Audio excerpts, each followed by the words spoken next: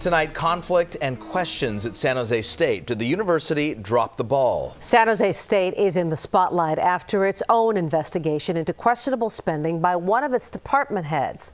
Chief Investigative Reporter Tony Kovaleski is with us. And Tony, students and faculty say what they want is just real accountability. Jess Raj, the questions center on the decisions made by a now former department head.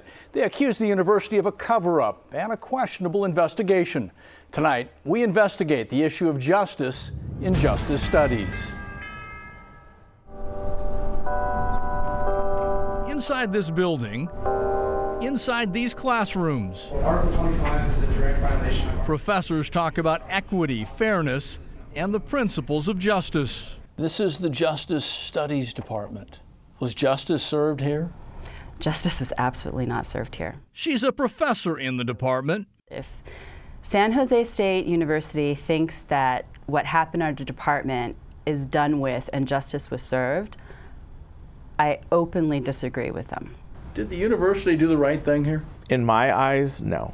He's a former staff member. He served as the department coordinator. For me, it just seems like things got swept under the rug and everything was A-okay. The concerns and questions center on former department head Dr. Mark Correa, questionable spending, and this university investigation. I'm really alarmed about it, and I'm really alarmed that San Jose State University isn't more concerned, that it looks like tens of thousands of dollars were taken and misused.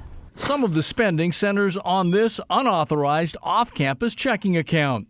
The NBC Bay Area Investigative Unit obtained a copy of this letter sent by then Justice Studies Department head Dr. Correa to Dean Charlie Bullock. It includes, "I am embarrassed to say there were some inadvertent personal charges which I have reimbursed." The investigation seems to me like it's a bit of a cover-up. An official investigation by San Jose State's finance department followed. It found that the head of Justice Studies had used nearly $7,000 for personal items and expenses that included an iPad, plane tickets, wireless phone charges, and parking tickets. He gets caught, he reimburses the money. Apparently nothing else happens. Right. Is that justice? Absolutely not. That's not justice at all. Yeah. I mean, that's theater, basically. So after he was questioned about the unauthorized checking account, after he closed the account and admitted to spending $6,800 on personal items and expenses, Dr. Correa returned the money. But San Jose State's investigation concluded there was no indication of fiscal impropriety, no deliberate fraud, theft, or embezzlement. They declare that no fiscal impropriety occurred. It's oxymoronic, it's contrasting, it doesn't make sense. Should the university be embarrassed about this investigation? Oh, absolutely. Absolutely, and even more so because it happened in the Justice Studies Department. Following the investigation, San Jose State students organized an online petition.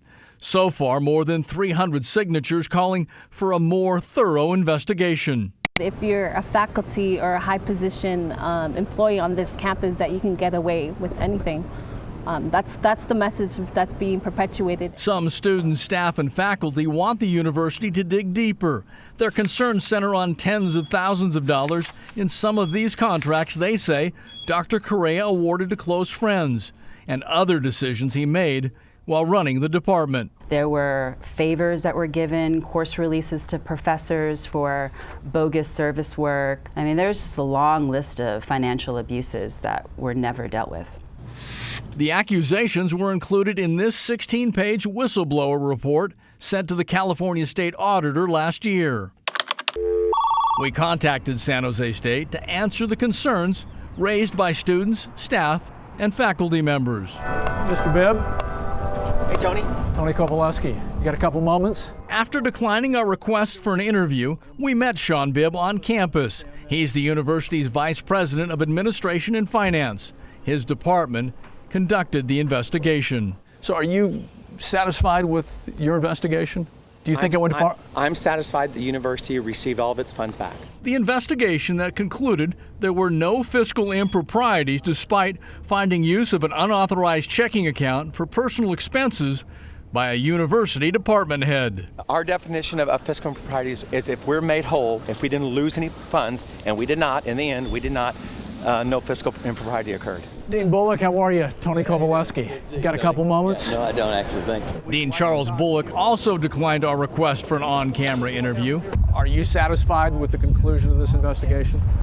If I weren't, I would be doing more. What's your answer to their claim that you didn't go far enough? I think I just told you that it seems to me that what I thought needed to be done was done. He's in charge of the Justice Studies Department. We met him at the San Jose airport. But does it add up that there were no fiscal improprieties when it's an unauthorized checking account? There are questions by the students and the staff. Does it add up to you? Your students, your staff, and your faculty say the investigation raises questions. And I said to you, if I thought there needed to be more investigation, I would have asked for that. The university's investigation called for no discipline, and the findings were not turned over to university police. The only corrective action the university's investigation called for was a request to send out a memo to the department. We don't know if Dr. Correa was disciplined, but we do know shortly after the investigation, he accepted a dean's position at Indiana University in Pennsylvania. Dr. Correa did not return our calls or emails. Raj, Jess?